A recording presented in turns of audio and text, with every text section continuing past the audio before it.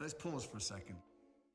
Hi, I'm Jason Isaacs and I play Lucius Malfoy, but I'm here to talk to you about Horcruxes. So what are they?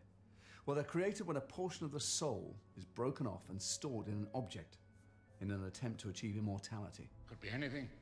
A ring, for example, or a book. Tom Riddle's diary.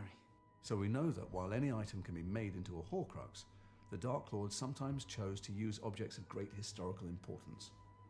Witness the cup of Helga Hufflepuff, who herself was one of the 4 founders of Hogwarts. Over the years, the small gold cup came to be owned by a descendant of the Hufflepuffs, Hepzibah Smith. But Tom Riddle murdered Hepzibah and used her death to turn the cup into a Horcrux.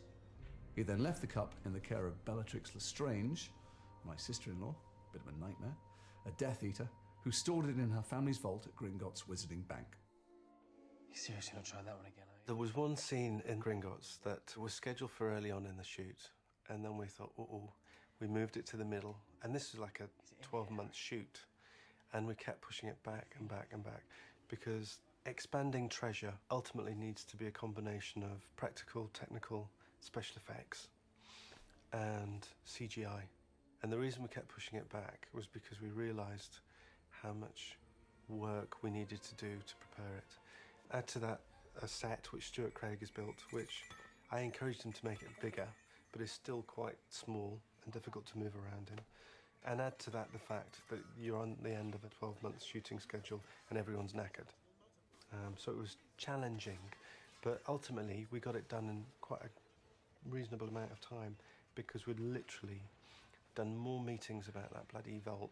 I've made 4 Harry Potter movies over 6 and a bit years, and it is the most prepared sequence in the entire series of films I've directed. Can we rewind now, please? Okay, and let's play the film again, please.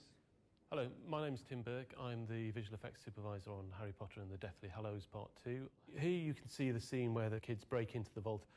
Now, this is a very difficult scene to organise because the idea from the book is that every time they touch a piece of treasure in the vault, it multiplies, and we needed to find a way of actually making the space fill up so the kids felt like they were actually being threatened by all of this treasure.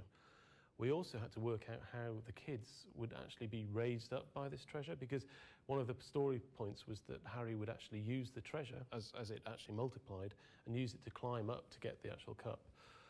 So we came up with a clever technique of actually having an animatable floor, so the floor itself could rise up, with the idea that we would actually use our CG multiplying treasure and put it underneath them to make it look like they were being lifted up on the CG treasure itself. There was a series of actual hydraulic platforms built that Harry could actually step on, that each one rose as he stepped on it, to give the impression that as he was putting his weight on the treasure, it was then multiplying, and that in itself was lifting him up. So he steps up these raised platforms to get to the point where he can actually get the cup. We actually decided to build some practical treasure as well that we could put into the room so that the kids had something to actually experience what it was like to be wading through the treasure itself. So we did actually have some props made and then replaced those with the CG treasure when it was animated.